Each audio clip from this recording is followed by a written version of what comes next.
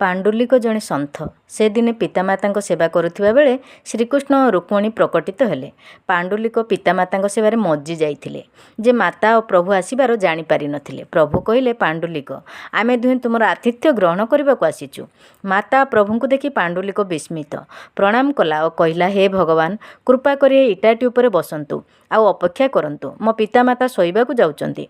मु वर्तमान सेमानंकर सेवक, तेणु सेमाने शोइला परे मु आपणक निकटकू जीवी, सेतिक पर्यंत अपेक्षा करंतु। एतिकी कही पुणी पितामाता सेवारे लागिले पांडुलिक। पांडुलिकर शुद्ध भावना देखि भगवान कृष्ण चरण जोड़ी इटा उपरे ठिया हो गले। पांडुलिकर पितामाता प्रति एते भक्ति देखि भगवान विष्णु से इटा उपरे विठ्ठल भगवान रूप में आज पर्यंत ठिया होइचंती। से स्थान पांडुलिकपुर नाम रे विख्यात। भगवान पूजाठू प्रथम पूजा पितृमातृ सेवा देवा उचित। आउ सेतिकी कले आम मानक घर को मध्य भगवान आसबारे डेरी करिवे नाही। धन्यवाद।